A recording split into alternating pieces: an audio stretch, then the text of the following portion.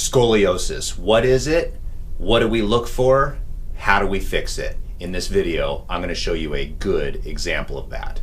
My name is Dr. Story. I've been a chiropractor for over 24 years. I'm going to give you realistic advice based on my experience. Another colleague of mine sent me some x-rays because I primarily do Gonstead and wanted to know my opinion looking at the x-rays. So what I'm going to do in this video is I'm going to show you how I view the x-rays and what I recommended for this particular case. So let's do it. Okay, so what we're doing here is we're looking at an x-ray. This is a picture of their spine. And when you look at the spine, you're looking to see if it is straight. Obviously, in this case, it is not. This is a double S curve. Now, the things we look for are, number one, first of all, you always want to know what side you're looking at. This is the left side. This is the right side. How do you know that? Because right there is the heart.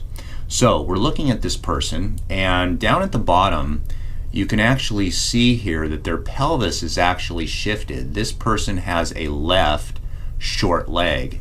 Now, I'm not going to show this on the video, but essentially there's a technique within the Gonstead method to know, is this a functional short leg or a structural short leg? In this particular case, the pelvis is pretty symmetrical, so therefore this is a structural short leg.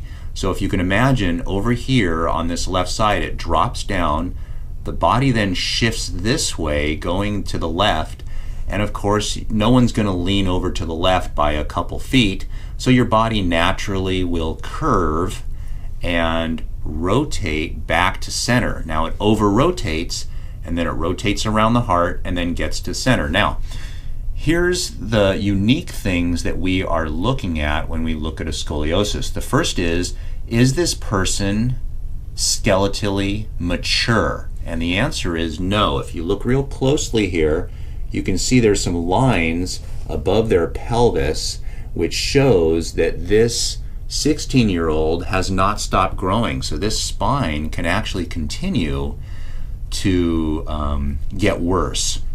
So how do we go about treating this? What we're going to do is we're going to put, I recommended to my colleague to put a small lift on that left side inside the shoe of about 3 to 5 millimeters.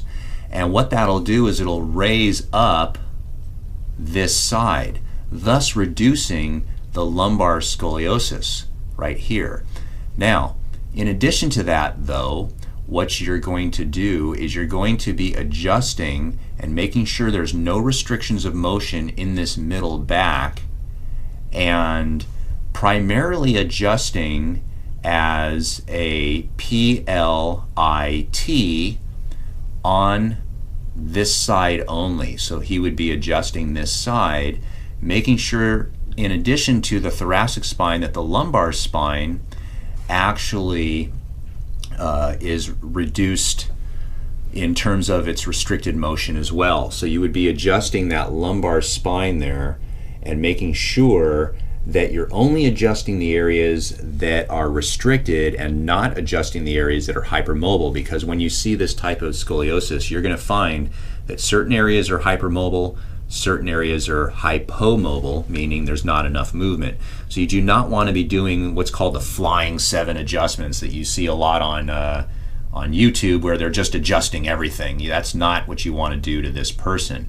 Now again, this person has actually adapted well somewhat to their scoliosis, and the reason why you know that is because you look at their collarbones and they're fairly level, which means their body is adapted to it. Now, during the course of treatment, this person may be experiencing some neck discomfort. I cautioned my colleague to be very careful with adjusting the neck, and the reason why is because that neck is going to be constantly adapting to the changes that you make down here. So long term, you could do muscular treatment on the neck to reduce symptoms, but primarily you're going to be putting a lift in this person's shoe, and they're going to wear that probably for the rest of their life, and doing adjustments to make sure that this adapts well to that lift. So let's look at now the thoracic spine, and right here we're looking at the lateral, and hopefully this comes up pretty good, but basically it's very subtle It's a very thin person. You're looking at their lumbar spine here. The discs are actually fairly healthy.